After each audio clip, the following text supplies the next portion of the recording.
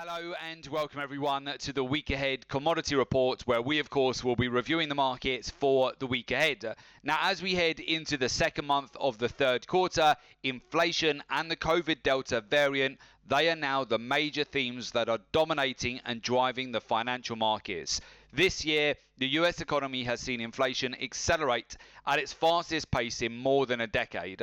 On Friday, the Fed's preferred measure of inflation, the core PCE price index, that rose 4% in June, which is the biggest increase since July of 1991. Meanwhile, the consumer price index, that jumped from 5% to 5.4% in June. That's the highest level since 2008, whilst the core CPI inflation, that rose from 3.8% to 4.5%, which is its sharpest increase in 3 decades.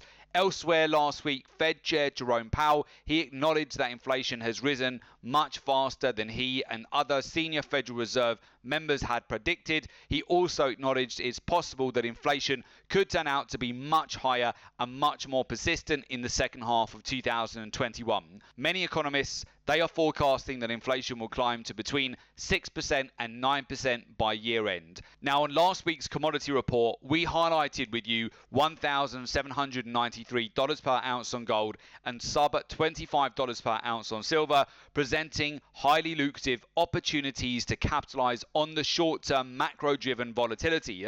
Since that report that we put out earlier on last week on gold asset of the day, gold prices, they broke out $40 to the upside, or over 400 points. So once again, everything we identified with you, that played out exactly as predicted. Silver prices also broke out 3% to the upside last week. Now, looking ahead to next week, all eyes will now be on July's non-farm payroll data, especially as inflation pressures look set to remain elevated for much longer than expected. Nervousness is also coming back in the stock market as the US debt limit suspension that expires on Sunday the 1st of August. The current level of debt now sits at $28.5 trillion.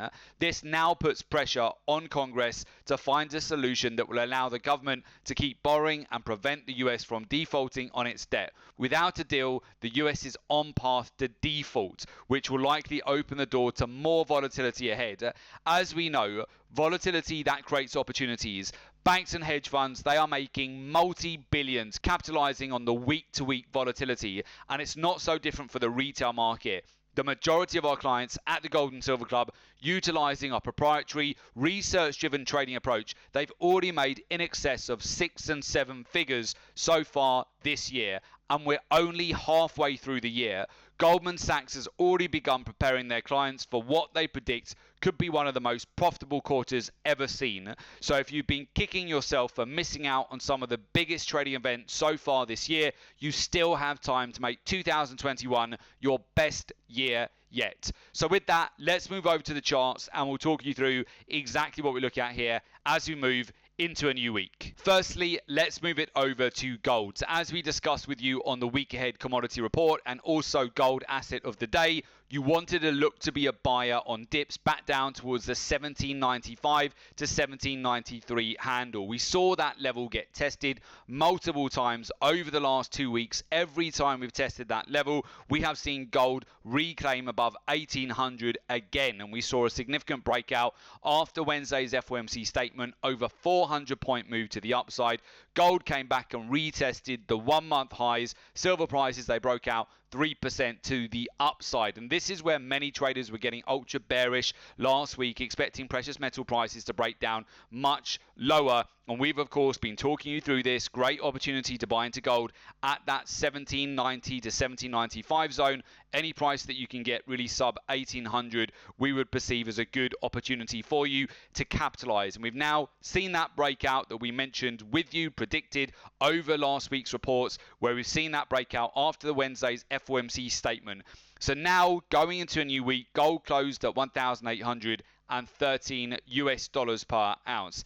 I would look again for a retest over next week to come back up and test those previous swing highs here. So again, I'm expecting a range bound market any dips below 1800 I would perceive as a buy opportunity at the moment for gold. I am expecting a retest again back towards the swing highs that were tested in the last week. Now, this sell-off that we've seen on Friday, that will likely shake out a lot of traders who bought too late into this move. We discussed with you so many times that we like to get early into these trades. So if you bought in around the 1795 zone, you've got no problem at all taking some profit off the table after it breaks out 400 points on Thursday. Where you're going to get in trouble, of course, is if you buy right at the top of the move, if you FOMO in at the 1 month highs, and then of course you see a sell-off on the Friday, which is very common because it's the end of the month. It's the last trading day of July. Gold price is pulling back over 220 points to the downside. This is of course where you would want to lock in your profits and then take advantage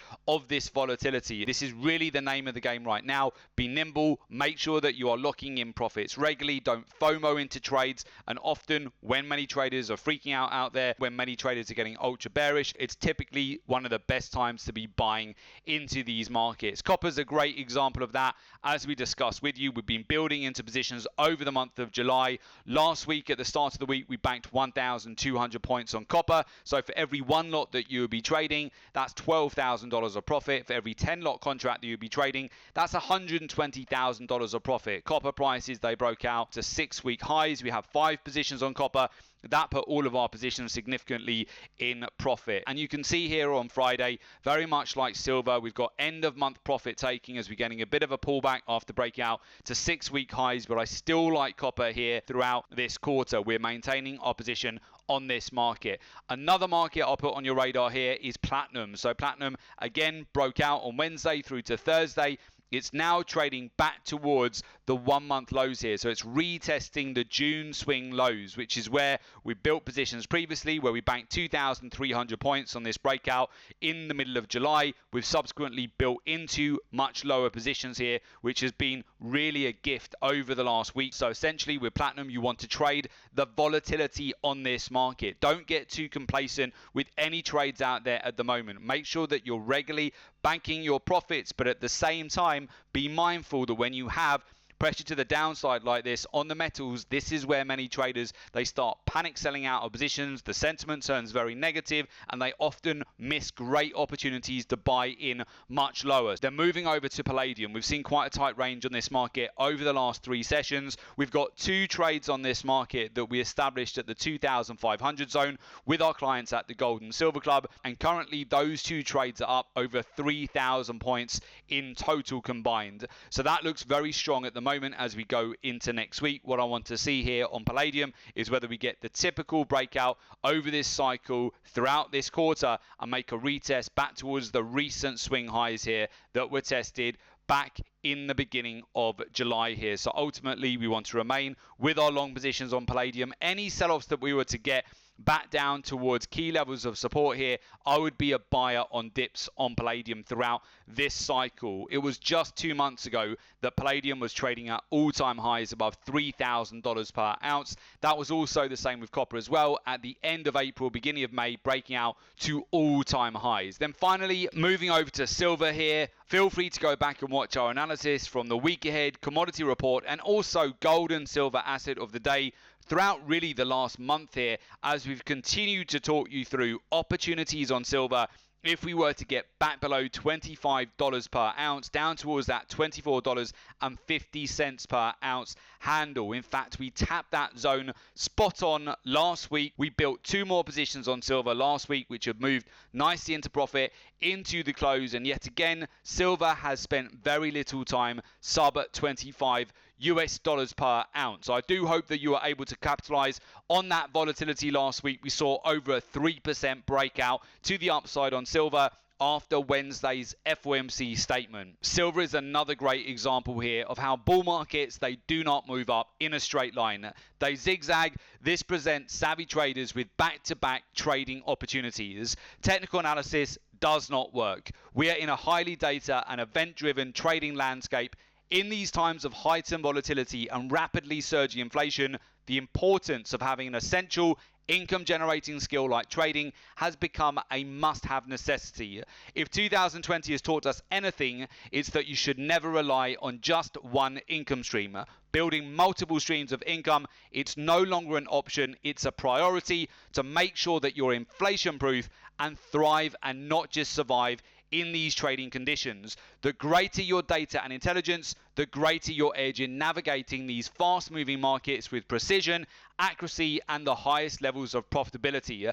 If you want to maximize your money-making potential and thrive, not just survive, in these markets, then you need to adapt your strategy to the current market conditions. You need to trade like the hedge funds, the money managers, the institutions, utilizing a professional, research-driven approach. This is where you're utilizing statistics, data, market intelligence, the facts in the market. Further marry that up with the daily, the weekly, the monthly, the quarterly cycles, understanding of the intermarket correlations, the ratios, key areas of liquidity, understanding sentiment in the market, alongside that being aware of macroeconomics, the real key drivers that will have the biggest impact on commodity markets, and of course utilizing our in-house market data and intelligence alongside understanding what the hedge funds, money managers and banks and institutions are doing.